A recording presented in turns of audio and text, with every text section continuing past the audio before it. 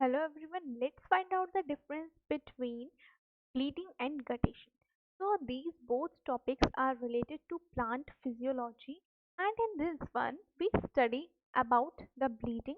Bleeding, that means whenever any injured part is there, or we can say that whenever any cut is made on the plant, on any plant part, then on the plant part, then some amount of cells are released out. So here I can write that some cell sap is cell sap, or I can say the plant sap is released out. That is known as the bleeding. Now you may have wondered that plants don't have blood, then why we are using the term bleeding. So it is not related to the blood, it is basically the means that it oozes out, or the it release the plant sap. So that is the thing which is related to bleeding. And another one topic we have, that is the guttation. So for guttation, you may have observed that somewhere whenever you are walking in the ground at late night or during early morning, then we see when we walk on the grass, then we can observe some water droplets are present on the margins of the leaf. So that is known as the guttation. This happens due to the more root pressure. So basically when the transpiration rate is low, and we know that transpiration is low during the night and during early morning time, and high at the noon time. So during that time the root pressure is high. I can write here that root pressure is high and transpiration is low.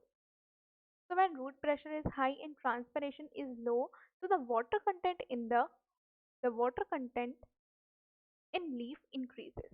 That's why it it oozes out, or it releases some of its water in the form of droplets from the margins. Now from the margins, when it is releasing out, they release out from some special structures, and these special structures are known as, here I can write, these special structures are known as the hydathodes. Hydathodes. Now let's find out some difference between bleeding and guttation. So for that we should learn about what is bleeding and what is guttation. Then we will know about the key differences between them. So firstly we have this one. Firstly we are going to talk about the bleeding. So in bleeding what happens, that it is the exudation of the plant sap, in which it is typically a mixture of water and nutrients as well, and from the cut or the injured part of the plant. So that is known as the bleeding one. And you may have observed one more thing, that during the bleeding time the latex is released. So in this one, latex is released. This can be used for our economical purposes as well, or in case of the rubber plant, the cut are made on the plant so that the latex can be collected from that one, and then rubber is made from that part. Now we are talking about the guttation one. So guttation is the exudation of the water, and it often contains some dissolved substances in them as well. And this we can say this release out from the tips or the edges of the leaves, in especially in the form of the water droplets. So that is known as the guttation part. After this, here we have the bleeding one. So in bleeding, the time of bleeding, it happens when the plant's vascular tissues, when it happens when its vascular tissues, that is the xylem and phloem part, are damaged, and such as when the branch is cut or the stem is wounded. That time the bleeding occurs. And how this occurs, that the pressure inside the plant pushes out the sap through the open wound. That is known as the bleeding. Now if I am talking about the guttation, then in case of guttation it occurs when plants take up more water than they transpire. So here during early morning or during the late night the transpiration rate is low.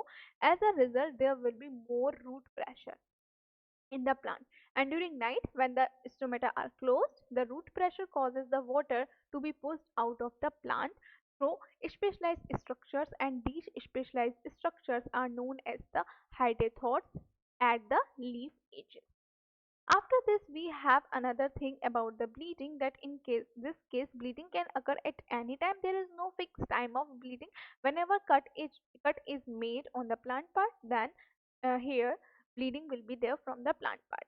So particularly it is after a mechanical injury such as cutting or any other kind of damage. While if we are talking about the guttation one, so this usually happens during the night time or during early morning when the humidity is very high.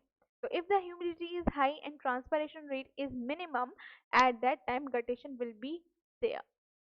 And this one is due to the more root pressure and low rate of transpiration. After this, in case of bleeding, here the fluid released during the bleeding is generally sap. We know that in this sap it contains water, sugar, amino acids and some other nutrients as well, and on depending on this type of the plant as well. In case of the guttation, here the fluid released during the guttation is mostly water, especially the water droplets, though may be possible that it may contain small amounts of minerals as well, very small amount of minerals as salt and organic compounds as well. After this, we have in case of the bleeding, the fluid often appears as drops of sap oozing from the injury site. And in case of the guttation, here guttation is typically seen as small droplets of water on the edges of the leaf, and it often in early morning can be seen or in late night as well. So here we can say that these were some basic differences, and totally I can conclude it from this part is that bleeding is whenever any cut is made on the plant, and guttation is a physiological process we can say, and this happens according to the plant. Here we don't need to do anything, it automatically happen in the plant. Apart from that, here in bleeding we noticed that xylem and phloem part, these were injured and the cells were damaged, while in case of the guttation the released out liquid is mostly water, it don't contain some other kind of things. In case of bleeding, here we know that apart from that part, the fluid contains water, sugar, amino acids as well, while in guttation it is especially the water droplets. So these were some differences between bleeding and the guttation. Here from this image it will be clear to you that it is showing the guttation part, that from the margins the water droplets are present here. And if I talk about the bleeding one, so for bleeding I can draw one thing. Suppose this one is the stem part of a plant, and here I am drawing the tree as like this one. Now if any cut is made from this part, then some amount of cell sap is released. Cell sap, or I can say the plant sap, is released from this one, and the plant sap is released, and that thing is known as the bleeding part.